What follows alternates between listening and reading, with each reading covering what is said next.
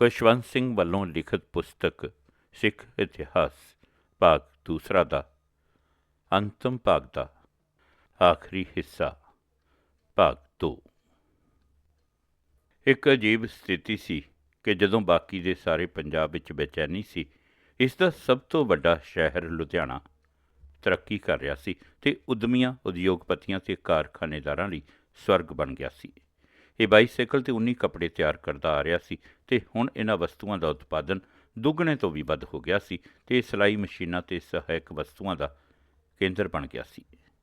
1994 ਦੀ ਬਹਾਰ ਰੁੱਤ ਵਿੱਚ ਪੰਜਾਬ ਵਿੱਚ ਪੱਕ ਰਹੀ ਕਣਕ ਦੀਆਂ ਫਸਲਾਂ ਸਮੇਂ ਮੁਕੰਮਲ ਸ਼ਾਂਤੀ ਸੀ। ਲੁਧਿਆਣਾ ਤੋਂ 11 ਕਿਲੋਮੀਟਰ ਦੂਰ ਪਿੰਡ ਕਿਲ੍ਹਾ ਰਾਏਪੁਰ ਦੇ ਖੇਡ ਮੇਲੇ 'ਤੇ, ਜਿਸ ਨੂੰ ਪੇਂਡੂ ਓਲੰਪਿਕਸ ਵਜੋਂ ਕਿਹਾ ਜਾਂਦਾ ਹੈ, ਦਰਸ਼ਕਾਂ ਦੀ ਬਹੁਤ ਭਾਰੀ ਹਾਜ਼ਰੀ ਸੀ। 3 ਦਿਨਾਂ ਲਈ ਜਸ਼ਨਾਂ ਅਤੇ ਤਿਉਹਾਰਾਂ ਜਿਹਾ ਮਾਹੌਲ ਬਣਿਆ ਰਿਹਾ, ਜਿੱਥੇ ਨੌਜਵਾਨਾਂ ਨੇ ਆਪਣੀ ਤਾਕਤ ਦੇ ਜੌਹਰ ਦਿਖਾਏ। ਪੇਂਡੂਆਂ ਦੇ ਕਬੱਡੀ ਅਤੇ ਰੱਸਾਕਸ਼ੀ ਦੇ ਮੁਕਾਬਲੇ ਹੋਏ। ਇੱਕ ਟੀਮ ਕੈਨੇਡਾ ਦੇ ਸ਼ਹਿਰ ਵੈਨਕੂਵਰ 'ਚੋਂ ਖੇਡਾਂ ਵਿੱਚ ਹਿੱਸਾ ਲੈਣ ਸਾਨਾਂ, ਛਤਰਿਆਂ ਅਤੇ ਬਜ਼ੁਰਗ ਖਿਡਾਰੀਆਂ ਦੀਆਂ ਦੌੜਾਂ ਵੇਖਣ ਪਹੁੰਚੀ। ਕਈ ਸਾਲਾਂ ਪਿੱਛੋਂ ਕੁੜੀਆਂ ਨੇ ਖੇਡ ਤਮਾਸ਼ਾਂ ਵਿੱਚ ਹਿੱਸਾ ਲੈਣਾ ਸ਼ੁਰੂ ਕੀਤਾ। ਜੇਤੂਆਂ ਲਈ ਸੋਨੇ, ਚਾਂਦੀ ਅਤੇ ਕਾਂਸੀ ਦੇ ਤਮਗੇ ਨਹੀਂ, ਸਗੋਂ ਘਿਓ ਦੇ ਕਨਸਤਰ ਯਾਨੀ ਪੀਪੇ ਸਨ। ਅਜਿਹੇ ਖੇਡ ਮੇਲੇ ਸਾਰੇ ਰਾਜ ਵਿੱਚ ਕਰਵਾਏ ਜਾਂਦੇ ਸਨ, ਪਰ ਕਿਲ੍ਹਾ ਰਾਏਪੁਰ ਦੇ ਗਰੇਵਾਲ ਜੱਟਾਂ ਨੇ 1933 ਵਿੱਚ ਹਾਕੀ ਅਤੇ ਕਬੱਡੀ ਦੇ ਮੈਚ ਕਰਵਾ ਕੇ ਲੀਹ ਪਾ ਦਿੱਤੀ ਸੀ ਅਤੇ ਹੌਲੀ-ਹੌਲੀ ਆਪਣੇ ਸਾਲਾਨਾ ਪੇਂਡੂ ਓਲੰਪਿਕਸ ਵਿੱਚ 50 ਖੇਡਾਂ ਹੋਰ ਸ਼ਾਮਲ ਕਰ ਲਈਆਂ ਸਨ। ਸੁਰੱਖਿਆ ਦੀ ਭਾਵਨਾ ਨੇੜਲੇ ਸ਼ਹਿਰ ਲੁਧਿਆਣਾ ਵਿੱਚ ਹੋਰ ਵੀ ਵੱਧ ਦਿਸਦੀ ਸੀ। ਅਮੀਰ ਉਦਯੋਗਪਤੀ ਅੰਗ ਰੱਖਿਅਕਾਂ ਤੋਂ ਬਿਨਾਂ ਹੀ ਡਰ ਭੈ ਤੋਂ ਮੁਕਤ ਘੁੰਮਦੇ ਫਿਰਦੇ ਸਨ। ਰਾਤ ਦੀ ਵਾਰੀ ਲਈ ਮਜ਼ਦੂਰ ਨਿਡਰ ਹੋ ਕੇ ਆਉਂਦੇ ਸਨ। ਰਾਤ ਦੇ ਮਨੋਰੰਜਨ ਲਈ ਸਿਨੇਮਾ ਘਰ ਭਰੇ ਰਹਿੰਦੇ। ਸੜਕਾਂ 'ਤੇ ਕੰਟੈਸਾ ਕਾਰਾਂ ਘੁੰਮਦੀਆਂ ਰਹਿੰਦੀਆਂ ਅਤੇ ਹੋਟਲਾਂ ਵਿੱਚ 90% ਥਾਵਾਂ ਭਰੀਆਂ ਹੁੰਦੀਆਂ। ਲੁਧਿਆਣਾ ਸਟਾਕ ਐਕਸਚੇਂਜ ਦਾ ਦੈਨਿਕ ਕਾਰੋਬਾਰ 7 ਕਰੋੜ ਤੋਂ ਵੱਧ ਕੇ 4 ਗੁਣਾ ਤੋਂ ਵੀ ਜ਼ਿਆਦਾ ਯਾਨੀ 30 ਕਰੋੜ ਹੋ ਗਿਆ। ਪੰਜਾਬ ਤੋਂ ਬਾਹਰਲੇ ਉਦਯੋਗਿਕ ਘਰਾਣੇ ਰਾਜ ਵਿੱਚ ਕਾਰਖਾਨੇ ਲਾਉਣ ਲੱਗੇ। ਜਿਹੜੀ ਗੱਲ ਲੁਧਿਆਣੇ ਬਾਰੇ ਸਹੀ ਹੈ, ਉਹ ਪੰਜਾਬ ਦੇ ਦੂਸਰੇ ਵੱਡੇ ਸ਼ਹਿਰ ਅੰਮ੍ਰਿਤਸਰ ਬਾਰੇ ਵੀ ਸਹੀ ਹੈ। ਅਮੀਰੀ ਪੱਖੋਂ ਪੰਜਾਬ ਭਾਰਤ ਦੇ ਸਾਰੇ ਰਾਜਾਂ ਤੋਂ ਪਹਿਲੇ ਨੰਬਰ 'ਤੇ ਰਿਹਾ ਹੈ ਅਤੇ ਕਣਕ ਅਤੇ ਚੌਲ ਪੈਦਾ ਕਰਨ ਵਿੱਚ ਵੀ ਇਹ ਮੁਲਕ ਭਰ ਵਿੱਚ ਪਹਿਲੇ ਦਰਜੇ 'ਤੇ ਰਿਹਾ ਹੈ। ਆਤੰਕਵਾਦ ਵਿਰੁੱਧ ਲੜਾਈ ਲੜਦਿਆਂ ਪੰਜਾਬ ਪੁਲਿਸ ਨੇ ਨਿਰਦੋਸ਼ ਲੋਕਾਂ 'ਤੇ ਵੀ ਬਹੁਤ ਜ਼ੁਲਮ ਕੀਤੇ ਸਨ। 18 ਅਪ੍ਰੈਲ 1994 ਨੂੰ ਜ਼ੁਲਮ ਦਾ ਸ਼ਿਕਾਰ ਹੋਏ ਲੋਕਾਂ ਦੇ ਪਰਿਵਾਰਾਂ ਦੇ ਮੈਂਬਰਾਂ ਨੂੰ ਮਿਲਣ ਲਈ 5 ਵਿਅਕਤੀਆਂ ਦਾ ਕੌਮੀ ਮਾਨਵੀ ਹੱਕਾਂ ਦਾ ਕਮਿਸ਼ਨ ਰਾਜ ਵਿੱਚ ਪਹੁੰਚਿਆ। ਸਰਕਾਰ ਅਤੇ ਮਨੁੱਖੀ ਹੱਕਾਂ ਦੇ ਕਾਰਜਕਰਤਾਵਾਂ ਨੇ ਇਹਦੇ ਸਾਹਮਣੇ ਆਪਣਾ ਪੱਖ ਰੱਖਿਆ। ਕਮਿਸ਼ਨ ਦੇ ਚੇਅਰਮੈਨ ਜਸਟਿਸ ਮਿਸ਼ਰਾ ਨੂੰ ਇਹ ਕਹਿੰਦਿਆਂ ਸੁਣਿਆ ਗਿਆ ਕਿ ਸਧਾਰਨ ਹਾਲਾਤ ਹੋ ਜਾਣ 'ਤੇ ਵੀ ਪੁਲਿਸ ਦਾ ਵਤੀਰਾ ਅਜੇ ਵੀ ਸਧਾਰਨ ਨਹੀਂ ਹੈ। 29 ਨਵੰਬਰ 1994 ਨੂੰ ਸਾਬਕਾ ਰਾਸ਼ਟਰਪਤੀ ਗਿਆਨੀ ਜ਼ੈਲ ਸਿੰਘ ਦੀ, ਜੋ ਪਹਿਲਾਂ ਕੇਂਦਰੀ ਸਰਕਾਰ ਵਿੱਚ ਗ੍ਰਹਿ ਮੰਤਰੀ ਅਤੇ ਪੰਜਾਬ ਦਾ ਮੁੱਖ ਮੰਤਰੀ ਰਿਹਾ ਸੀ, ਅਨੰਦਪੁਰ ਸਾਹਿਬ ਤੋਂ ਚੰਡੀਗੜ੍ਹ ਨੂੰ ਵਾਪਸ ਆਉਂਦਿਆਂ ਰੋਪੜ ਨੇੜੇ ਦੁਰਘਟਨਾ ਹੋ ਗਈ। ਉਸ ਦੀ ਕਾਰ ਦੀ ਟਰੱਕ ਨਾਲ ਸਿੱਧੀ ਟੱਕਰ ਹੋ ਗਈ। ਉਸ ਨੂੰ ਬਹੁਤ ਸੱਟਾਂ ਲੱਗੀਆਂ, ਜਿਨ੍ਹਾਂ ਨਾਲ ਉਹ ਕੁਝ ਚਿਰ ਮਗਰੋਂ ਮਰ ਗਿਆ। ਜ਼ੈਲ ਸਿੰਘ ਇੱਕ ਤਰਖਾਣ ਦਾ ਪੁੱਤਰ ਸੀ। ਗੁਰਬਾਣੀ ਅਤੇ ਉਰਦੂ ਤੋਂ ਬਿਨਾਂ ਉਸ ਨੂੰ ਥੋੜ੍ਹੀ ਬਹੁਤ ਅੰਗਰੇਜ਼ੀ ਦੀ ਵੀ ਜਾਣਕਾਰੀ ਸੀ। ਉਸ ਦੀ ਪ੍ਰੇਰਨਾਮਈ ਬੋਲਚਾਲ ਦੀ ਸ਼ਕਤੀ, ਦੁਨਿਆਵੀ ਸੂਝ ਅਤੇ ਲੋਕਾਂ ਨੂੰ ਸਮਝ ਲੈਣ ਦੀ ਵਿਲੱਖਣ ਯੋਗਤਾ ਨੇ ਉਸ ਨੂੰ ਗਣਤੰਤਰ ਦੀ ਸਭ ਤੋਂ ਸ੍ਰੇਸ਼ਟ ਪਦਵੀ 'ਤੇ ਪਹੁੰਚਣ ਵਿੱਚ ਸਹਾਇਤਾ ਕੀਤੀ। ਉਸ ਦੀ ਮੌਤ ਰਾਸ਼ਟਰੀ ਸ਼ੋਕ ਦਾ ਕਾਰਨ ਬਣ ਜਾਣੀ ਚਾਹੀਦੀ ਸੀ, ਪਰ ਇਸ ਤਰ੍ਹਾਂ ਨਹੀਂ ਹੋਇਆ ਸੀ। ਰਾਜੀਵ ਗਾਂਧੀ ਨੂੰ ਪ੍ਰਧਾਨ ਮੰਤਰੀ ਦੀ ਗੱਦੀ 'ਤੇ ਬਿਠਾ ਦੇਣ ਦੇ ਬਾਵਜੂਦ ਵੀ ਉਹ ਉਹਦਾ ਵਿਸ਼ਵਾਸ ਪ੍ਰਾਪਤ ਨਹੀਂ ਕਰ ਸਕਿਆ ਸੀ। ਸਿੱਖਾਂ ਨੇ ਵੀ ਉਸ ਨੂੰ ਸਵਰਨ ਮੰਦਰ ਉੱਪਰ ਫੌਜ ਨੂੰ ਹਮਲਾ ਕਰਨ ਦੀ ਆਗਿਆ ਦੇਣ ਕਾਰਨ ਕਦੇ ਮਾਫ ਨਾ ਕੀਤਾ। ਉਸ ਦਾ ਇਹ ਬਹਾਨਾ ਕਿ ਉਸ ਨੂੰ ਇਸ ਬਾਰੇ ਹਨੇਰੇ ਵਿੱਚ ਰੱਖਿਆ ਗਿਆ, ਕਿਸੇ ਨੇ ਸਹੀ ਨਹੀਂ ਮੰਨਿਆ, ਕਿਉਂਕਿ ਉਸ ਨੇ ਮਗਰੋਂ ਨੀਲਾ ਸਤਾਰਾ ਸਾਕਾ ਵਿੱਚ ਹਿੱਸਾ ਲੈਣ ਵਾਲੇ ਬਹੁਤ ਸਾਰੇ ਅਫਸਰਾਂ ਨੂੰ ਸਨਮਾਨਿਤ ਵੀ ਕੀਤਾ ਸੀ। ਉਸ ਸਮੇਂ ਵੀ ਕੁਝ ਨਾ ਕਰ ਸਕਿਆ ਜਦੋਂ ਲੁਟੇਰੇ ਅਤੇ ਹੁੱਲੜਬਾਜ਼ ਹਜੂਮ ਸ਼੍ਰੀਮਤੀ ਗਾਂਧੀ ਦੇ ਕਤਲ ਪਿੱਛੋਂ ਲੋਕਾਂ ਦੀ ਜਾਨ, ਮਾਲ ਅਤੇ ਘਰ-ਬਾਰ ਨੂੰ ਤਬਾਹ ਕਰਨ ਲੱਗੇ ਹੋਏ ਸਨ। ਉਸ ਦੀ ਤਿਆਗ ਪੱਤਰ ਦੇ ਕੇ ਰਾਸ਼ਟਰਪਤੀ ਭਵਨ ਤੋਂ ਬਾਹਰ ਨਾ ਆਉਣ ਦੀ ਝਿਜਕ ਨੇ ਉਸ ਨੂੰ ਮਰਨ ਉਪਰੰਤ ਆਬਾ ਅਤੇ ਸ਼ਾਨ ਤੋਂ ਵੰਚਿਤ ਰੱਖਿਆ। ਪੰਜਾਬ ਪੁਲਿਸ ਕਿਸ ਤਰ੍ਹਾਂ ਆਤੰਕਵਾਦੀਆਂ ਨੂੰ ਕਾਬੂ ਕਰਨ ਵਿੱਚ ਸਫਲ ਰਹੀ, ਇਸ ਬਾਰੇ ਕੁਝ ਅੰਦਰੂਨੀ ਭੇਦ ਫਰਵਰੀ 1995 ਵਿੱਚ ਸਾਹਮਣੇ ਆਏ। ਕੁਝ ਮਹੀਨੇ ਪਹਿਲਾਂ ਰਾਜਪਾਲ ਸੁਰਿੰਦਰ ਨਾਥ ਅਤੇ ਉਹਦੇ ਪਰਿਵਾਰ ਨੂੰ ਛੁੱਟੀਆਂ ਮਨਾਉਣ ਵਾਲੇ ਟਿਕਾਣੇ 'ਤੇ ਲਿਜਾ ਰਿਹਾ ਛੋਟਾ ਜਹਾਜ਼ ਹਾਦਸੇ ਦਾ ਸ਼ਿਕਾਰ ਹੋ ਗਿਆ, ਜਿਸ ਨਾਲ ਜਹਾਜ਼ੀ ਅਮਲੇ ਸਮੇਤ ਸਾਰੇ ਹੀ ਸਵਾਰ ਮੁਸਾਫਰ ਮਾਰੇ ਗਏ। ਮਲਬੇ ਵਿੱਚੋਂ ਨੋਟਾਂ ਦੇ ਭਰੇ ਸੂਟਕੇਸ ਮਿਲੇ। ਇਹ ਦੱਸਿਆ ਗਿਆ ਕਿ ਉਸ ਨੂੰ ਮੁਖਬਰਾਂ ਨੂੰ ਵੰਡਣ ਲਈ ਅਤੇ ਆਤੰਕਵਾਦੀਆਂ ਨੂੰ ਮਾਰਨ ਵਾਲੇ ਪੁਲਸੀਆਂ ਵਿੱਚ ਵੰਡਣ ਲਈ ਭਾਰੀ ਰਕਮ ਦਿੱਤੀ ਗਈ ਸੀ, ਪਰ ਇਹ ਗੰਦੀਆਂ ਅਫਵਾਹਾਂ ਵੀ ਉੱਡੀਆਂ ਕਿ ਉਸਨੇ ਉਸ ਵਿੱਚੋਂ ਕੁਝ ਰੁਪਇਆ ਆਪਣੇ ਲਈ ਵੀ ਬਚਾ ਕੇ ਰੱਖਿਆ ਹੋਇਆ ਸੀ। ਉਸ ਦੀ ਸਰਕਾਰੀ ਰਿਹਾਇਸ਼ ਪੰਜਾਬ ਭਵਨ ਦੀ ਵੀ ਤਲਾਸ਼ੀ ਲਈ ਗਈ। ਉੱਥੋਂ ਸਿਰਫ ਥੋੜ੍ਹੀ ਜਿਹੀ ਨਕਦੀ 65,000 ਰੁਪਇਆ ਅਤੇ ਗਹਿਣੇ ਹੀ ਮਿਲੇ ਸਨ। परंतु आतंकवाद ਨੂੰ ਸਦਾ ਦੀ ਨੀਂਦ ਸੁਲਾ ਦੇਣ ਦੇ ਜਸ਼ਨ ਬੜੇ ਥੋੜ੍ਹ ਚਿਰੇ ਤੇ ਅਗੇਤੇ ਸਾਬਤ ਹੋਏ। 31 ਅਗਸਤ 1995 ਨੂੰ ਮੁੱਖ ਮੰਤਰੀ ਪੰਜਾਬ ਸਰਦਾਰ ਬੇਅੰਤ ਸਿੰਘ ਨੂੰ ਉਸ ਸਮੇਂ ਆਤਮਘਾਤੀ ਨੇ ਬੰਬ ਨਾਲ ਉਡਾ ਦਿੱਤਾ ਜਦੋਂ ਉਹ ਚੰਡੀਗੜ੍ਹ ਦੇ ਪੰਜਾਬ ਸਰਕਾਰ ਦੇ ਸਕੱਤਰੇਤ ਤੋਂ ਬਾਹਰ ਨਿਕਲ ਰਿਹਾ ਸੀ। ਮੁੱਖ ਮੰਤਰੀ ਦੇ ਨਾਲ 1 ਦਰਜਨ ਹੋਰ ਲੋਕ ਵੀ ਮਾਰੇ ਗਏ। 9 ਆਦਮੀ ਗ੍ਰਿਫਤਾਰ ਕਰਕੇ ਉਹਨਾਂ 'ਤੇ ਮੁਕੱਦਮਾ ਚਲਾਇਆ ਗਿਆ। 2 ਮੁਲਜ਼ਮਾਂ ਨੇ ਬੇਅੰਤ ਸਿੰਘ ਨੂੰ ਮਾਰਨ ਲਈ ਸਾਜ਼ਿਸ਼ ਵਿੱਚ ਸ਼ਾਮਲ ਹੋਣ ਦਾ ਇਕਬਾਲ ਕਰ ਲਿਆ, ਪਰ ਅਪਰਾਧ ਦੇ 8 ਸਾਲ ਮਗਰੋਂ ਵੀ ਮੁਕੱਦਮੇ ਦਾ ਫੈਸਲਾ ਨਹੀਂ ਹੋਇਆ। ਉਸ ਮਗਰੋਂ ਕਾਂਗਰਸ ਦਾ ਹਰਚੰਦ ਸਿੰਘ ਬਰਾੜ ਮੁੱਖ ਮੰਤਰੀ ਬਣ ਗਿਆ। ਮਨੁੱਖੀ ਹੱਕਾਂ ਦੀ ਉਲੰਘਣਾ ਦਾ ਇੱਕ ਗੰਭੀਰ ਮਾਮਲਾ ਜੋ ਸਾਹਮਣੇ ਆਇਆ ਉਹ ਜਸਵੰਤ ਸਿੰਘ ਖਾਲੜਾ ਦਾ ਸੀ, ਜੋ ਪੁਲਿਸ ਦੇ ਜ਼ਿਆਦਤੀਆਂ ਦਾ ਸ਼ਿਕਾਰ ਹੋਏ 2000 ਲੋਕਾਂ ਦੀਆਂ ਲੋਥਾਂ ਨੂੰ ਚੋਰੀ ਖਤਮ ਕਰਨ ਬਾਰੇ ਦਸਤਾਵੇਜ਼ੀ ਸਬੂਤ ਇਕੱਠੇ ਕਰ ਰਿਹਾ ਸੀ।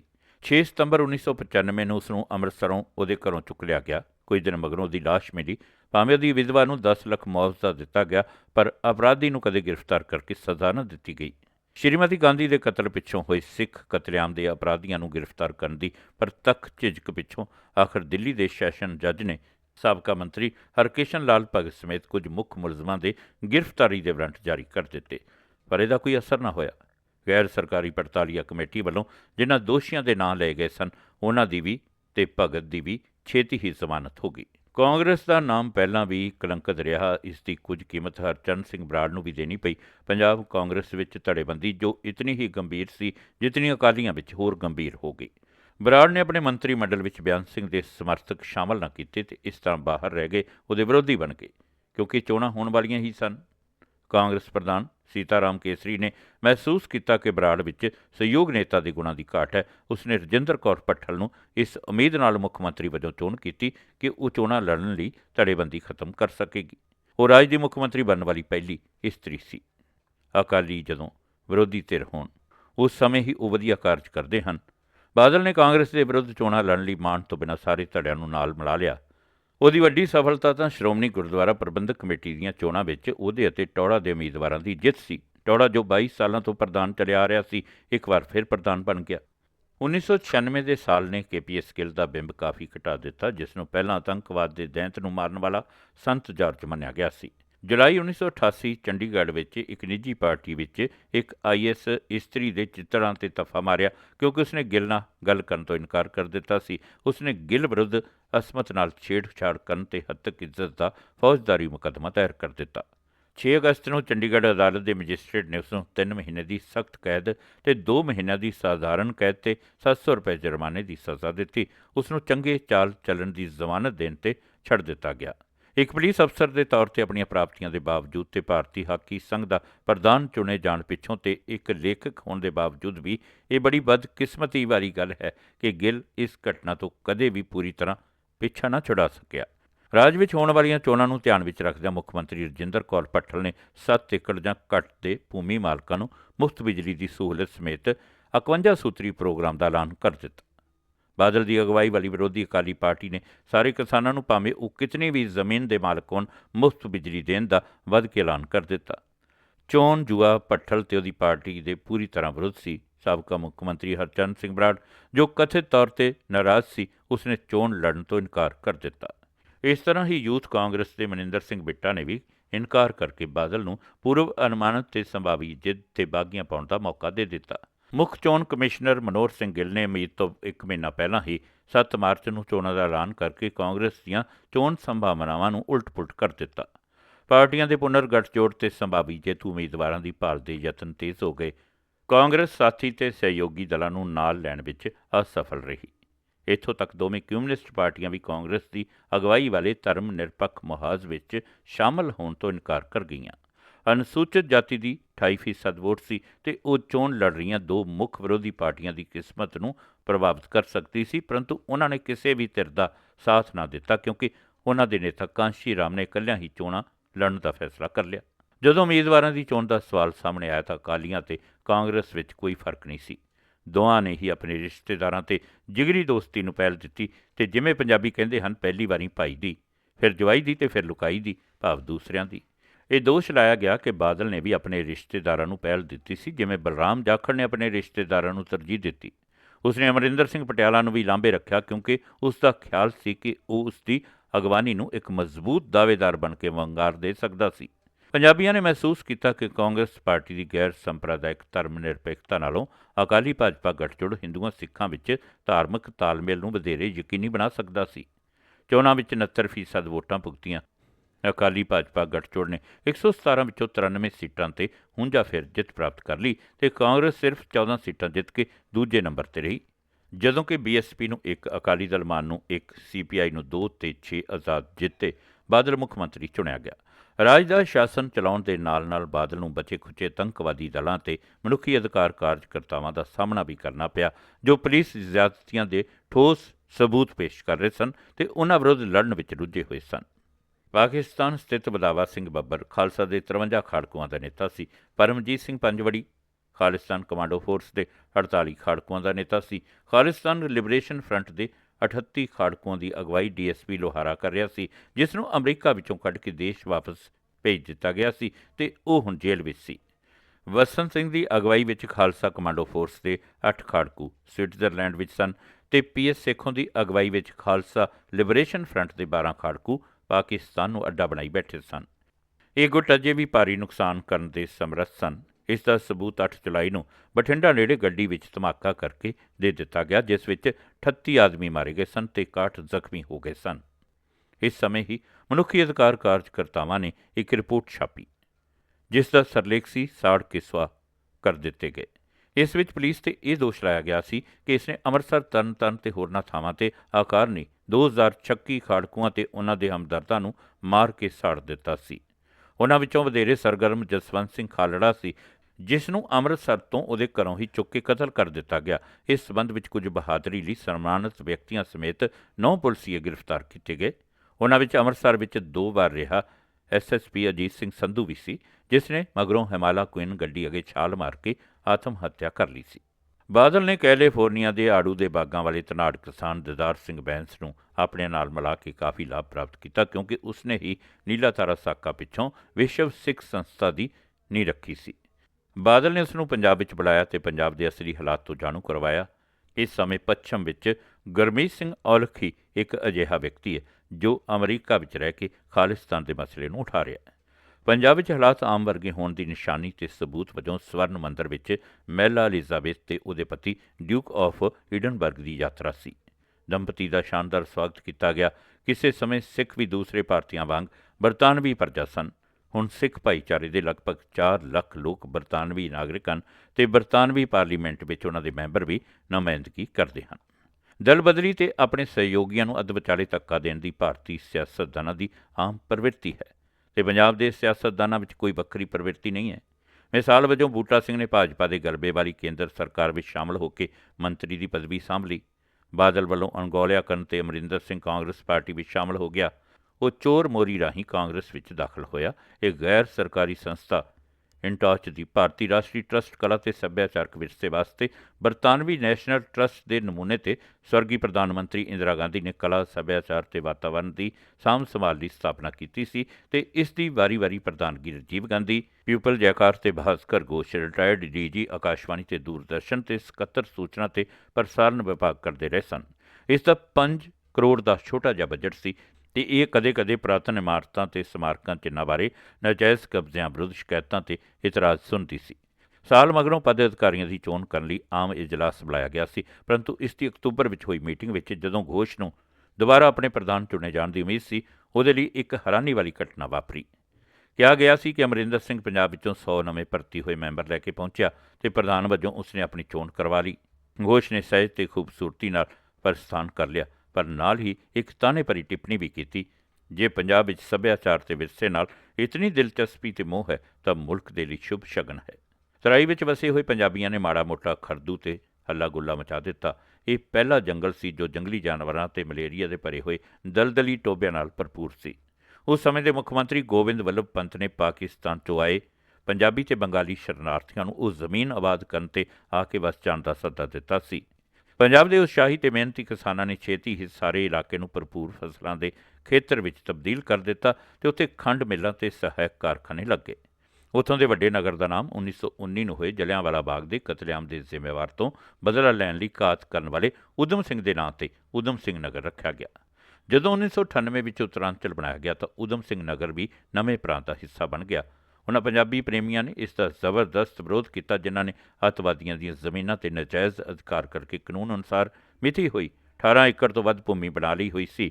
ਕੇਂਦਰੀ ਸਰਕਾਰ ਨੇ ਇਸ ਅੰਦੋਲਨ ਦੀ ਕੋਈ ਪਰਵਾਹ ਨਾ ਕੀਤੀ। ਊਧਮ ਸਿੰਘ ਨਗਰ ਉੱਤਰਾਂਚਲ ਦਾ ਹਿੱਸਾ ਬਣਿਆ ਰਿਹਾ। ਸੁਰਜੀਤ ਸਿੰਘ ਬਰਨਾਲਾ ਨੂੰ ਰਿਆਸਤ ਦਾ ਪਹਿਲਾ ਰਾਜਪਾਲ ਨਿਯੁਕਤ ਕਰ ਦਿੱਤਾ ਗਿਆ। 1999 ਦਾ ਸਾਲ ਗੁਰੂ ਗੋਬਿੰਦ ਸਿੰਘ ਜੀ ਵੱਲੋਂ 13 ਅਪ੍ਰੈਲ 1699 ਨੂੰ ਸਾਜੇ ਹੋਏ ਖਾਲਸਾ ਪੰਥ ਦੀ ਤੀਸਰੀ ਸ਼ਤਾਬਦੀ ਦਾ ਵਰ੍ਹਾ ਸੀ। ਇਸ ਨੂੰ ਵੱਡੀ ਪੱਧਰ 'ਤੇ ਮਨਾਉਣ ਦਾ ਯੋਗ ਤੇ ਉਚਿਤ ਕਾਰਨ ਵੀ ਸੀ ਤਾਂ ਜੋ ਸਿੱਖ ਵੰਸ਼ਾਂ ਨੂੰ ਆਪਣੀ ਵਿਰਾਸਤ ਤੋਂ ਜਾਣੂ ਕਰਵਾਇਆ ਜਾ ਸਕੇ। ਬਾਦਲ ਨੇ ਪਹਿਲਾਂ ਇਜ਼ਰਾਈਲ ਦੀ ਯਾਤਰਾ ਕੀਤੀ ਸੀ ਤੇ ਉਹ ਯਹੂਦੀਆਂ ਉੱਪਰ ਨਾਜ਼ੀਆਂ ਵੱਲੋਂ ਮਜ਼ਲੂਮ ਲੋਕਾਂ ਦੇ ਕਤਲੇਆਮ ਦੀ ਯਾਦ ਵਿੱਚ ਬਣਾਏ ਗਏ ਯਾਦ ਵਾਸਮ ਨੂੰ ਵੇਖ ਕੇ ਬਹੁਤ ਪ੍ਰਭਾਵਿਤ ਹੋਇਆ ਸੀ। ਬਾਦਲ ਨੇ ਅਨੰਦਪੁਰ ਸਾਹਿਬ ਵਿੱਚ ਉਸ ਸਮੇਂ ਦੇ ਵਿੱਤ ਮੰਤਰੀ ਕੈਪਟਨ ਕਮਲਜੀਤ ਸਿੰਘ ਦੀ ਅਗਵਾਈ ਵਿੱਚ ਖਾਲਸਾ ਵਿਰਾਸਤ ਯਾਦਗਾਰੀ ਕਮੇਟੀ ਨਿਯੁਕਤ ਕਰ ਦਿੱਤੀ ਤੇ ਬੋਸਟਨ ਵਿੱਚ ਰਹਿੰਦੇ ਭਵਨ ਨਿਰਮਾਤਾ ਸੋਸ਼ੇ ਸਫਦੀ ਨੂੰ ਸਿੱਖਾਂ ਲਈ ਯਾਦ ਵਾਸਮ ਦੇ ਨਮੂਨੇ ਤੇ ਸਮਾਰਕ ਦੀ ਰੂਪਰੇਖਾ ਤਿਆਰ ਕਰਨ ਦੀ ਸੱਦਾ ਪੱਤਰ ਭੇਜਿਆ। ਭਾਰਤੀ ਭਵਨ ਨਿਰਮਾਤਾਵਾਂ ਤੇ ਸਿੱਖ ਬੁੱਧੀਜੀਵੀਆਂ ਤੇ ਇਤਿਹਾਸਕਾਰਾਂ, ਜਿਨ੍ਹਾਂ ਵਿੱਚ ਡਾਕਟਰ ਜਗਤਾਰ ਸਿੰਘ ਗਰੇਵਾਲ, ਖੜਗ ਸਿੰਘ, ਡਾਕਟਰ ਸ਼ਾਨ, ਬ੍ਰਿਗੇਡੀਅਰ ਜੀ.ਐਸ. ਗਰੇਵਾਲ ਸ਼ਾਮਲ ਸਨ, ਉਸ ਦੀ ਸਹਾਇਤਾ ਕਰਨ ਲਈ ਲਾ ਦਿੱਤੇ ਗਏ। ਉਹਨਾਂ ਨੂੰ ਇੱਕ ਅਜਿਹੇ ਮੈਮੋਰੀਅਲ ਮਿਊਜ਼ੀਅਮ ਯਾਦਗਾਰੀ ਅਜਾਇਬ ਘਰ ਦਾ ਨਕਸ਼ਾ ਤਿਆਰ ਕਰਨ ਦਾ ਮੋਟਾ ਬਿਊਰੋ ਦਿੱਤਾ ਗਿਆ, ਜਿਸ ਦਾ ਨਾਮ ਅਜੂਬਾ ਰੱਖਿਆ ਜਾਣਾ ਸੀ। ਭਵਨ ਦੇ ਕੇਂਦਰ ਦਾ ਹਿੱਸਾ, ਜਿਸ ਨੇ ਮੁੱਖ ਭਵਨ ਨੂੰ ਸਜਾਉਣਾ ਸੀ, ਉਹ ਇੱਕ ਵੱਡਾ ਨਿਸ਼ਾਨ 2 ਤਾਰਾ ਖੰਡਾ ਨਿਸ਼ਾਨੇ ਖਾਲਸਾ ਹੋਣਾ ਸੀ। ਇਸ ਯੋਜਨਾ ਤੇ ਅੰਦਾਜ਼ਨ 300 ਤੋਂ 500 ਕਰੋੜ ਖਰਚ ਹੋਣਾ ਸੀ।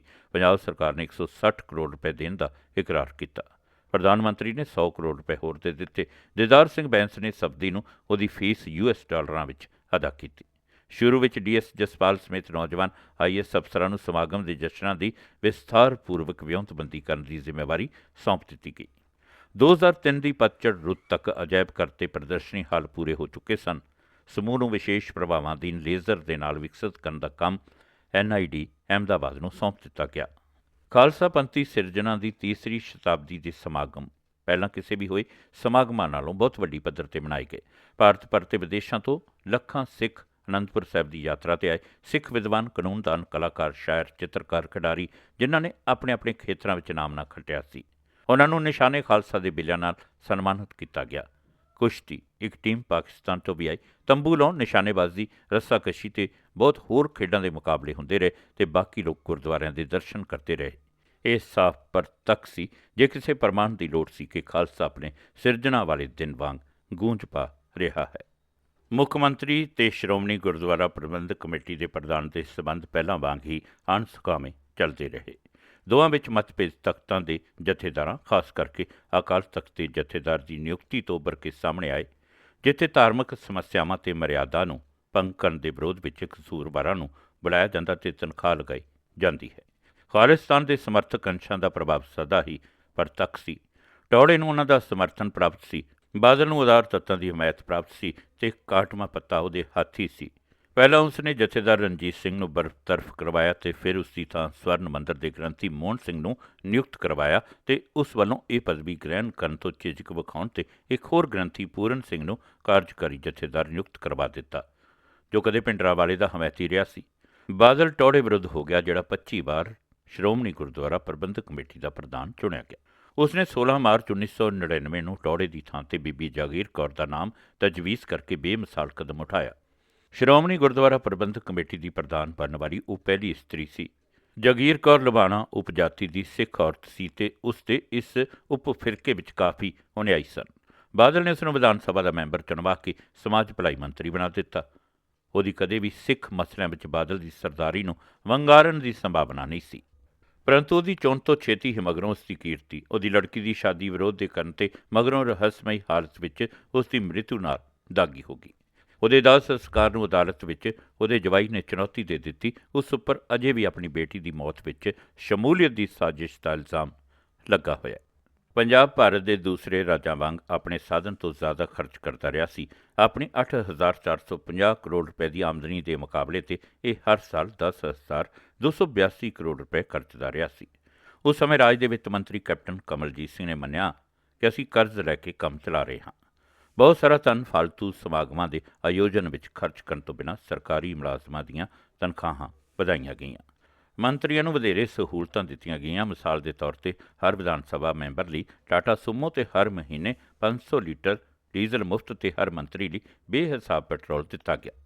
ਸਭ ਤੋਂ ਵੱਧ ਮਹੱਤਵਪੂਰਨ ਘਟਨਾ ਰਾਇਲ ਕੈਨੇਡੀਅਨ ਪੁਲਿਸ ਦੀ ਉਸ ਸਾਜ਼ਿਸ਼ ਦਾ ਪਤਾ ਲਾ ਲੈਣ ਦੀ ਸਫਲਤਾ ਸੀ ਜਿਸ ਨੇ ਕਨਿਸ਼ਕ ਜਹਾਜ਼ ਨੂੰ ਆਇਰਲੈਂਡ ਦੇ ਤੱਟ ਤੇ ਆਕਾਸ਼ ਵਿੱਚ ਹੀ 23 ਜੂਨ 1985 ਨੂੰ ਤਬਾਹ ਕਰ ਦਿੱਤਾ ਸੀ ਤੇ ਜਿਸ ਵਿੱਚ ਜਹਾਜ਼ੀ ਅਮਲਾ ਤੇ 329 ਮੁਸਾਫਰ ਮਾਰੇ ਗਏ ਸਨ।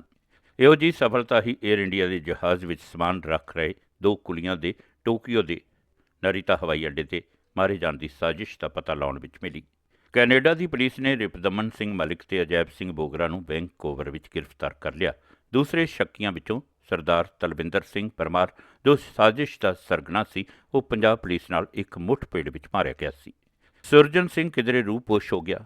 ਇੰਦਰਜੀਤ ਸਿੰਘ ਜਿਸ ਨੇ ਨਰੀਤਾ ਹਵਾਈ ਅੱਡੇ ਤੇ ਫਟਣ ਵਾਲਾ ਬੰਬ ਰੱਖਿਆ ਸੀ, ਉਹ 10 ਸਾਲ ਦੀ ਸਜ਼ਾ ਭੁਗਤ ਰਿਹਾ ਸੀ। ਅਦਾਲਤ ਵਿੱਚ ਪੇਸ਼ ਕੀਤੇ ਗਏ ਸਬੂਤਾਂ ਦੇ ਆਧਾਰ ਤੇ ਇਹ ਗੱਲ ਸਾਹਮਣੇ ਆਈ ਕਿ ਸਾਜ਼ਿਸ਼ ਬੱਬਰ ਖਾਲਸਾ ਦੇ ਮੈਂਬਰਾਂ ਵੱਲੋਂ ਨੀਲਾ ਤਾਰਾ ਸਾਕਾ ਦਾ ਬਦਲਾ ਲੈਣ ਦੀ ਕਾਰਵਾਈ ਵਜੋਂ ਇਸ ਦੀ ਪਹਿਲੀ ਵਰ੍ਹੇਗੰਢ ਨੇੜੇ ਜਿਤਨਾ ਸੰਭਵ ਹੋਵੇ ਅੰਮ੍ਰਿਤਸਰ ਵਿੱਚ ਤਿਆਰ ਕੀਤੀ ਗਈ ਸੀ। 1992 ਵਿੱਚ ਬੰਬਈ ਵਿੱਚ ਗ੍ਰਿਫਤਾਰ ਕੀਤੇ ਗਏ ਇੱਕ ਵਿਅਕਤੀ ਲਾਲ ਸਿੰਘ ਨੇ ਕੈਨੇਡਾ ਦੇ ਤਫਤੀਸ਼ਕਾਰਾਂ ਨੂੰ ਜਾਣਕਾਰੀ ਦਿੱਤੀ ਜਾਂ ਸੁਰਾਗ ਪ੍ਰਾਪਤ ਕਰਨ ਵਿੱਚ ਅਗਵਾਈ ਦਿੱਤੀ। ਮੁੱਖ ਗਵਾਹਾਂ ਵਿੱਚੋਂ ਇੱਕ ਤਾਰਾ ਸਿੰਘ ਹੇਅਰ ਸੀ ਜੋ ਵੈਂਕੂਵਰ ਵਿੱਚ ਰਹਿ ਕੇ ਇੰਡੀਅਨ ਕੈਨੇਡੀਅਨ ਟਾਈਮਜ਼ ਕੱਢਦਾ ਸੀ ਤੇ ਖਾਲਿਸਤਾਨ ਦਾ ਕੱਟੜ ਵਿਰੋਧੀ ਸੀ। ਉਸ ਨੂੰ 1998 ਵਿੱਚ ਕਤਲ ਕਰ ਦਿੱਤਾ ਗਿਆ ਸੀ।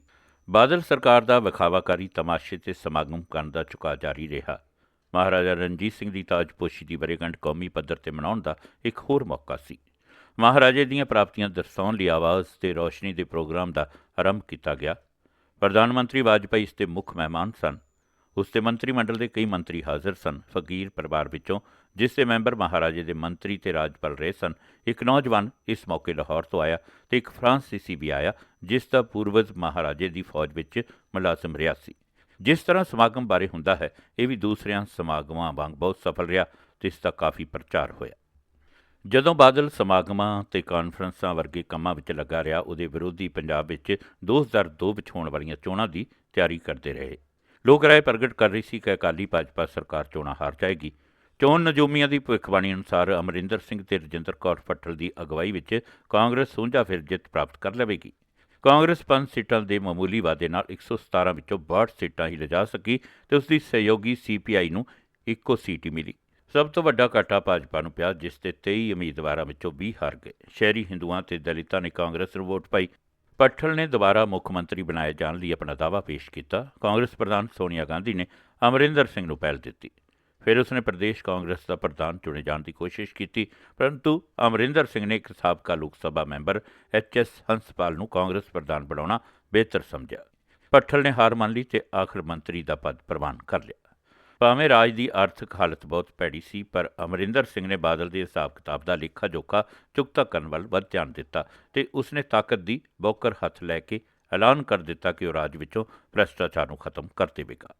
ਉਹਦੇ ਵੱਲੋਂ ਬਾਦਲ ਤੇ ਉਸਦੇ ਰਿਸ਼ਤੇਦਾਰਾਂ ਨੂੰ ਹੱਥ ਪਾਉਣ ਤੋਂ ਪਹਿਲਾਂ ਹੀ ਉਸ ਨੂੰ ਝੁੰਗੇ ਵਿੱਚ ਹੀ ਪੁਲਿਸ ਵੱਲੋਂ ਪੰਜਾਬ ਲੋਕ ਸੇਵਾ ਕਮਿਸ਼ਨ ਦੇ ਚੇਅਰਮੈਨ ਰਵਿੰਦਰਪਾਲ ਸਿੰਘ ਸਿੱਧੂ ਦੇ ਪਿਛਲੇ 6 ਸਾਲਾਂ ਤੋਂ ਅਪਣਾਏ ਗਏ ਭ੍ਰਿਸ਼ਟ ਤਰੀਕਿਆਂ ਦਾ ਭਾਂਡਾ ਭੰਨ ਦੇਣ ਦਾ ਲਾਹਾ ਪ੍ਰਾਪਤ ਹੋ ਗਿਆ।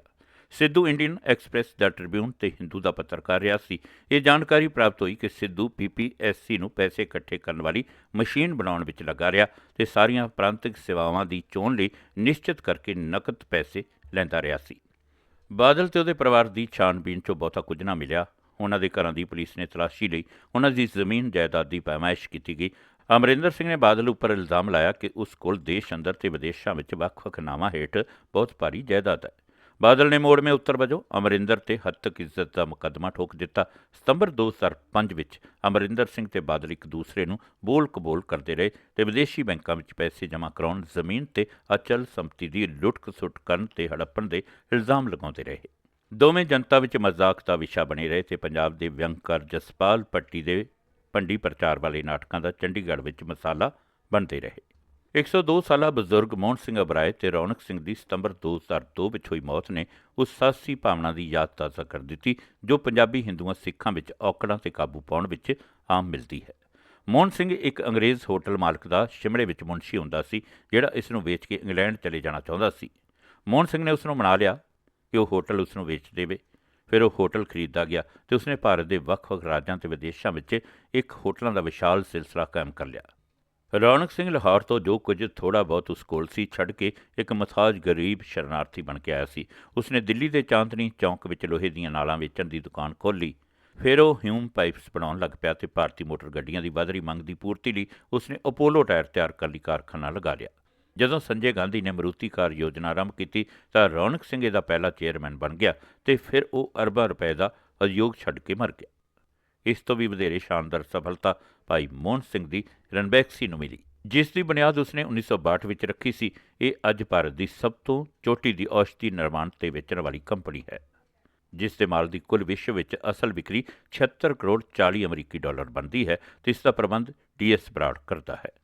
ਹੋਰ ਵੀ ਸਿੱਖ ਹਨ ਜੋ ਉਦਯੋਗ ਦੇ ਉੱਪਰਲੇ ਦਰਜੇ ਤੇ ਪਹੁੰਚੇ ਹਨ, ਜਿਵੇਂ ਬੰਬਈ ਦੇ ਔਰੰਗਾਬਾਦ ਦੇ ਸਾਨੀ ਤੇ ਭੂਤਕਾਲੀਨ ਕੋਕਾ ਕੋਲਾ, ਕੈਂਪਾ ਕੋਲਾ ਤੇ ਹੋਰ ਸਾਫਟ ਡਰਿੰਕਸ ਤੇ ਨਵੀਂ ਦਿੱਲੀ ਦੇ ਹੋਟਲ ਲਾ ਮੈਰੀਡੀਅਨ ਦਾ ਮਾਲਕ ਚਰਨਜੀਤ ਸਿੰਘ ਸੀ ਤੇ ਉਹਦੀ ਮ੍ਰਿਤੂ ਪਿੱਛੋਂ ਉਹਦੀ ਪਤਨੀ ਹਰਜੀਤ ਕੌਰ ਉਹਦੇ ਸਾਰੇ ਕੰਮਕਾਜ ਦੀ ਦੇਖਭਾਲ ਕਰਦੀ ਹੈ। ਸਾਰੰਸ਼ ਸਿੱਖ ਸੰਗਠਨ ਦੀਆਂ ਪਿਛਲੇ 25 ਸਾਲਾਂ ਦੀਆਂ ਸਫਲਤਾਵਾਂ ਤੇ ਅਸਫਲਤਾਵਾਂ ਦਾ ਲੇਖਾ ਜੋਖਾ ਮਾੜਾ ਵੀ ਨਹੀਂ। 2001 ਦੀ ਜਨਗਣਨਾ ਦੀ ਰਿਪੋਰਟ ਅਨੁਸਾਰ ਪੰਜਾਬ ਦੀ 2.43 ਕਰੋੜ ਵਸੋਂ ਸਾਲਾਨਾ 1.82% ਵੱਧਦੀ ਰਹੀ ਸੀ। ਇਹਨਾਂ ਵਿੱਚੋਂ 60% ਸਿੱਖ ਹਨ ਜੋ ਵਧੇਰੇ ਕਰਕੇ ਪੇਂਡੂ ਇਲਾਕਿਆਂ ਵਿੱਚ ਰਹਿੰਦੇ ਹਨ। 80% ਸਿੱਖ ਪੰਜਾਬ ਵਿੱਚ, 19% ਭਾਰਤ ਦੇ ਦੂਸਰੇ ਭਾਗਾਂ ਵਿੱਚ ਤੇ 1% ਵਿਦੇਸ਼ਾਂ ਵਿੱਚ ਵਸੇ ਹੋਏ ਹਨ। ਭਾਵੇਂ ਪੰਜਾਬ ਖੁਸ਼ਹਾਲੀ ਵਿੱਚ ਪਹਿਲੇ ਨੰਬਰ ਤੋਂ ਖਿਸਕ ਕੇ ਹੁਣ ਦਿੱਲੀ ਤੇ ਗੋਆ ਦੇ ਮਗਰ ਤੀਜੇ ਨੰਬਰ ਤੇ ਆ ਗਿਆ ਹੈ। ਇਸ ਦੀ ਪ੍ਰਤੀ ਵਿਅਕਤੀ ਪ੍ਰਤੀ ਸਾਲ ਆਮਦਨੀ 15,255 ਬਣਦੀ ਹੈ। ਪੰਜਾਬ ਦੇ ਆਰਥਿਕ ਸਰਵੇਖਣ ਦੇ ਪੰਨਾ 47 ਅਨੁਸਾਰ ਤੇ ਸਿੱਖ ਮੁਲਕ ਦਾ ਸਭ ਤੋਂ ਅਮੀਰ ਸੰਗਠਨ ਹੈ। ਜਦੋਂ ਭਾਰਤ ਦੇ 26.10% ਲੋਕ ਗਰੀਬੀ ਰੇਖਾ ਤੋਂ ਥੱਲੇ ਰਹਿ ਰਹੇ ਹਨ, ਪੰਜਾਬ ਦੇ ਅੰਕੜੇ 6.16% ਹਨ। ਉਹ ਮੁਲਕ ਜਿੱਥੇ ਮੰਗਣਾ ਆਮ ਹੀ ਹੈ, ਕਿਸੇ ਸਿੱਖ ਨੂੰ ਘੱਟ ਹੀ ਮੰਗਣ ਲਈ ਹੱਥ ਅੜਦਿਆਂ ਵੇਖਿਆ ਜਾ ਸਕਦਾ ਹੈ। ਸਿੱਖਾਂ ਦਾ ਉਹਨਾਂ ਦੇ ਨਿੰਦਕਾਂ ਵੱਲੋਂ ਇਸ ਕਰਕੇ ਮਖੌਲ ਉਡਾਇਆ ਜਾਂਦਾ ਹੈ ਕਿ ਸਿੱਖ ਇੱਕੋ ਹੀ ਸੱਭਿਆਚਾਰ ਬਾਰੇ ਜਾਣਦੇ ਹਨ ਤੇ ਉਹ ਹੈ ਖੇਤੀ ਸੱਭਿਆਚਾਰ। ਇਹ ਕਥਨ ਸੱਚ ਤੋਂ ਦੂਰ ਹੈ, ਕਿਉਂਕਿ ਬਹੁਤ ਸਾਰੇ ਸਿੱਖਾਂ ਨੇ ਕਲਾਕਾਰਾਂ, ਨ੍ਰਿਤਕਾਂ, ਸੰਗੀਤਕਾਰਾਂ, ਫਿਲਮ ਨਿਰਮਾਤਾਵਾਂ ਤੇ ਪੌਪ ਲੋਕ ਸੰਗੀਤ ਖੇਤਰ ਵਿੱਚ ਨਾਮਣਾ ਖੱਟਿਆ ਹੈ। ਨਵਤੇਜ ਜੌਹਰ ਇੱਕ ਭਾਰਤ ਨਾਟਿਅਮ ਨ੍ਰਿਤਕਾਰ ਵਜੋਂ, ਸਿੰਘ ਬੰਧੂ ਕਲਾਸੀਕਲੀ ਗਾਇਕਾਂ ਵਜੋਂ ਅਤੇ ਧਰਮਿੰਦਰ ਤੇ ਦਾਰਾ ਸਿੰਘ ਫਿਲਮੀ ਅਭਿਨੇਤਾ ਵਜੋਂ ਉੱਗੇ ਹਨ। ਫਿਲਮ ਨਿਰਦੇਸ਼ਕਾਂ ਵਿੱਚ ਕੀਨੀਆ ਵਿੱਚ ਪੈਦਾ ਹੋਇਆ ਗੁਰਿੰਦਰ ਚੱਡਾ, ਜਿਸ ਦੀਆਂ ਫਿਲਮਾਂ ਬਾਜੀ, ਔਨ ਦਾ ਬੀਚ ਤੇ ਬੈਂਡਨ ਲਾਈਕ ਬੈਕਮ ਭਾਰਤ ਤੇ ਇੰਗਲੈਂਡ ਦੇ ਥੀਏਟਰਾਂ ਵਿੱਚ ਅਤਿਅੰਤ ਸਫਲ ਰਹੀਆਂ ਹਨ। ਪੰਜਾਬੀ ਲੋਕ ਸੰਗੀਤ ਤੇ ਭੰਗੜੇ ਨੂੰ ਗੁਰਦਾਸ ਮਾਨ, ਦਲੇਰ ਮਹਿੰਦੀ, ਮਲਕੀਤ ਸਿੰਘ ਤੇ ਹੋਰਨਾਂ ਦੇ ਆਉਣ ਨਾਲ ਨਵੀਂ ਜ਼ਿੰਦਗੀ ਮਿਲੀ ਹੈ। ਉਹ ਮੁਲਕ ਵਿੱਚ ਤੇ ਮੁਲਕ ਤੋਂ ਬਾਹਰ ਜਿੱਥੇ ਵੀ ਆਪਣਾ ਪ੍ਰਦਰਸ਼ਨ ਦਿੰਦੇ ਹਨ, ਬਹੁਤ ਸਰੋਤਿਆਂ ਨੂੰ ਆਪਣੇ ਵੱਲ ਖਿੱਚ ਲੈਂਦੇ ਹਨ। ਸਮਾਜਿਕ ਬੁਰਾਈਆਂ ਅਜੇ ਵੀ ਉਵੇਂ ਹੀ ਕਾਇਮ ਹਨ, ਅਟਲ ਹਨ। ਸਭ ਤੋਂ ਭੈੜੀ ਕੁੜੀਆਂ ਦੀ ਭਰੂਣ ਹੱਤਿਆ ਹੈ ਤੇ ਸਿੱਟਾ ਇਹ ਹੈ ਕਿ 1000 ਮਰਦਾਂ ਪਿੱਛੇ ਸਿਰਫ 874 ਇਸਤਰੀਆਂ ਹੀ ਹਨ। ਇਸੇ ਤਰ੍ਹਾਂ ਜ਼ਾਤ ਪਾਤ ਦਾ ਵਿਤਕਰਾ ਹੈ। ਇਹਨਾਂ ਦਾਅਵਿਆਂ ਦੇ ਬਾਵਜੂਦ ਕਿ ਸਿੱਖ ਇੱਕ ਜ਼ਾਤ ਪਾਤ ਰਹਿਤ ਭਾਈਚਾਰਾ ਹੈ, ਪਿੰਡਾਂ ਵਿੱਚ ਰਹਿੰਦੇ ਨੀਵੀਂ ਜ਼ਾਤੀ ਦੇ ਸਿੱਖਾਂ ਦੇ ਆਪਣੇ ਵੱਖਰੇ ਗੁਰਦੁਆਰੇ ਹਨ। ਸਿੱਖ ਅਜੇ ਵੀ 3 ਵਰਗਾਂ ਵਿੱਚ ਵੰਡੇ ਹੋਏ ਹਨ: ਜੱਟ, ਗੈਰ ਸਿੱਖ ਜੋ ਬ੍ਰਾਹਮਣਾਂ, ਖੱਤਰੀਆਂ ਤੇ ਵੈਸ਼ਾਂ ਤੇ ਆਧਾਰਿਤ ਹਨ, ਤੇ ਮਜ਼ਹਬੀ। ਤਿੰਨਾਂ ਵਿੱਚ ਅੰਤਰ ਜ਼ਾਤੀ ਵਿਆਹਾਂ ਤੇ ਨਾਰਾਜ਼ਗੀ ਪਾਈ ਜਾਂਦੀ ਹੈ ਤੇ ਮੱਥੇ ਤਿਉੜੀਆਂ ਪਾ ਲਈਆਂ ਜਾਂਦੀਆਂ ਹਨ।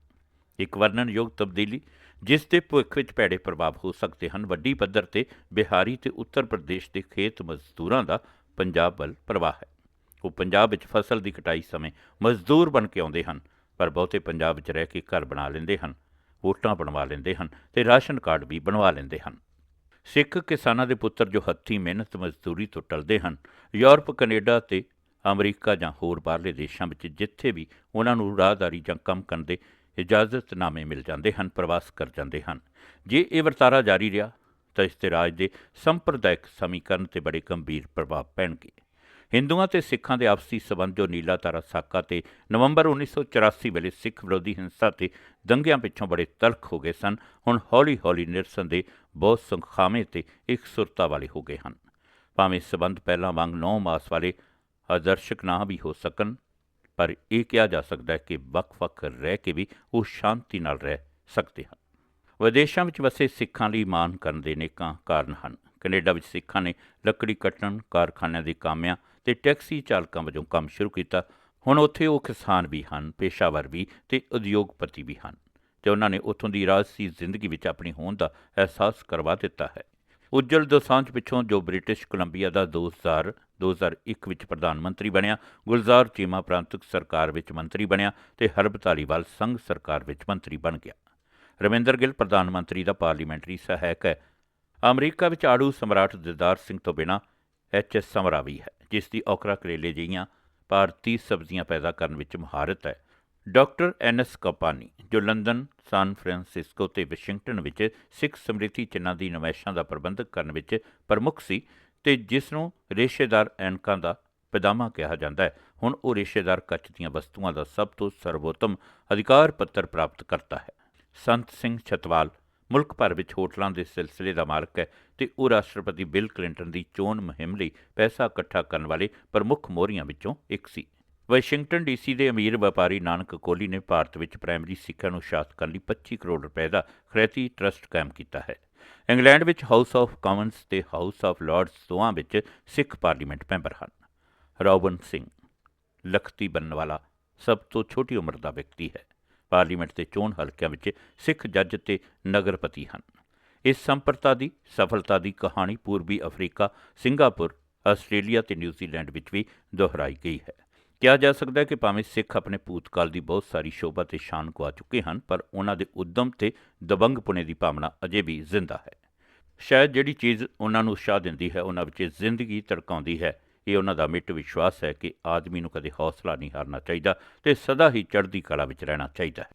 ਸਮੇਂ ਤੋਂ ਪਹਿਲਾਂ ਕਰਵਾਈਆਂ ਗਈਆਂ ਚੋਣਾਂ ਅਪ੍ਰੈਲ 2004 ਵਿੱਚ ਹੋਈਆਂ। ਪ੍ਰਧਾਨ ਮੰਤਰੀ ਅਟਲ ਬਿਹਾਰੀ ਵਾਜਪਾਈ ਤੇ ਉਹਦੇ ਨਾਇਬ ਲਾਲ ਕ੍ਰਿਸ਼ਨ ਅਡਵਾਨੀ ਨੂੰ ਭਾਰੀ ਬਹੁਮਤ ਨਾਲ ਧੜੱਲੇਦਾਰ ਵਾਪਸੀ ਦੀ ਉਮੀਦ ਸੀ। ਉਹਨਾਂ ਨੇ ਭਾਰਤ ਚਮਕ ਰਿਹਾ ਹੈ, ਯਾਨੀ ਇੰਡੀਆ ਸ਼ਾਈਨਿੰਗ ਤੇ ਚੰਗਾ ਮਹਿਸੂਸ ਕਰੋ, ਫੀਲ ਗੁੱਡ ਦੇ ਨਾਅਰਿਆਂ ਨਾਲ ਜ਼ੋਰਦਾਰ ਚੋਣ ਮੁਹਿੰਮ ਵੀ ਚਲਾਈ, ਕਿਉਂਕਿ ਉਹਨਾਂ ਦੇ ਕਾਰਜਕਾਲ ਵਿੱਚ ਦੇਸ਼ ਨੇ ਕਾਫੀ ਉੱਨਤੀ ਕੀਤੀ ਸੀ। ਪਰੰਤੂ ਉਹਨਾਂ ਨੂੰ ਸਖਤ ਝਟਕਾ ਲੱਗਾ ਜਦੋਂ ਅਗਲੇ ਮਹੀਨੇ ਚੋਣ ਨਤੀਜੇ ਆਉਣੇ ਸ਼ੁਰੂ ਹੋਏ ਤਾਂ ਭਾਜਪਾ ਦੀ ਅਗਵਾਈ ਵਿੱਚ ਸੱਜੇ ਪੱਖੀ ਹਿੰਦੂ ਪਾਰਟੀਆਂ ਨੂੰ ਸੋਨੀਆ ਦੀ ਅਗਵਾਈ ਵਾਲੀ ਕਾਂਗਰਸ ਪਾਰਟੀ ਹੱਥੋਂ ਸ਼ਰਮਨਾਕ ਹਾਰ ਹੋਈ। ਨਿਰਾਸ਼ ਹੋ ਕੇ ਭਾਜਪਾ ਨੇ ਇੱਕ ਜ਼ੋਰਦਾਰ ਮੁਹਿੰਮ ਚਲਾ ਦਿੱਤੀ ਤੇ ਦੇਸ਼ ਵਾਸੀਆਂ ਨੂੰ ਕਿਹਾ ਕਿ ਉਹ ਇੱਕ ਵਿਦੇਸ਼ੀ ਮਹਿਲਾ ਨੂੰ ਪ੍ਰਧਾਨ ਮੰਤਰੀ ਸਵੀਕਾਰ ਨਾ ਕਰਨ। ਇੱਕ ਵਾਰ ਫਿਰ ਸ਼੍ਰੀਮਤੀ ਗਾਂਧੀ ਨੇ ਡਾਕਟਰ ਮਨਮੋਹਨ ਸਿੰਘ ਨੂੰ ਕਾਂਗਰਸ ਪਾਰਟੀ ਵੱਲੋਂ ਨਾਮਜ਼ਦ ਕਰਕੇ ਉਹਨਾਂ ਨੂੰ ਪਟਕਣ ਦੇ ਦਿੱਤੀ। ਵਿਰੋਧੀ ਧਿਰ ਠੁੱਸ ਹੋ ਗਈ। ਇਹ ਪ੍ਰਤੀਤ ਹੁੰਦਾ ਹੈ ਕਿ ਇੱਕ ਗੁਪਤ ਸਮਝੌਤਾ ਸੀ ਕਿ ਜਦੋਂ ਸ਼੍ਰੀਮਤੀ ਗਾਂਧੀ ਕਾਂਗਰਸ ਪ੍ਰਧਾਨ ਵਜੋਂ ਰਾਜਸੀ ਮਾਮਲਿਆਂ ਤੇ ਨਿਯੰਤਰਣ ਰੱਖੇਗੀ, ਡਾਕਟਰ ਮਨਮੋਹਨ ਸਿੰਘ ਨੂੰ ਮੁਲਕ ਦੀ ਆਰਥਿਕ ਸਥਿਤੀ ਨੂੰ ਸਹੀ ਰਾਹ ਤੇ ਲਿਆਉਣ ਲਈ ਪੂਰੀ ਖੁੱਲ੍ਹ ਹੋਵੇਗੀ। ਡਾਕਟਰ ਮਨਮੋਹਨ ਸਿੰਘ ਨੇ ਮੌਂਟੇਕ ਸਿੰਘ ਆਹਲੂਵਾਲੀਆ ਨੂੰ ਵਾਪਸ ਬੁਲਾ ਕੇ ਯੋਜਨਾ ਕਮਿਸ਼ਨ ਦਾ ਉਪ ਪ੍ਰਧਾਨ ਨਿਯੁਕਤ ਕਰ ਦਿੱਤਾ, ਜਿਹੜਾ ਡਾਕਟਰ ਮਨਮੋਹਨ ਸਿੰਘ ਦੇ ਵਿੱਤ ਮੰਤਰੀ ਹੋਣ ਸਮੇਂ ਉਹਦਾ ਵਿੱਤ ਸਕੱਤਰ ਰਿਹਾ ਸੀ। ਇਸ ਤਰ੍ਹਾਂ 2004 ਦੇ ਵਰ੍ਹੇ ਵਿੱਚ ਦੋ ਸਿੱਖ ਮੁਲਕ ਦੇ ਸ਼ਾਸਨ ਦੀ ਅਗਵਾਈ ਕਰ ਰਹੇ ਸਨ। ਇਸ ਤਰ੍ਹਾਂ ਉਹ ਭਵਿੱਖਬਾਣੀ ਪੂਰੀ ਹੋ ਗਈ ਕਿ ਖਾਲਸਾ ਰਾਜ ਕਰੇਗਾ, ਯਾਨੀ ਰਾਜ ਕਰੇਗਾ ਖਾਲਸਾ। ਧੰਨਵਾਦ।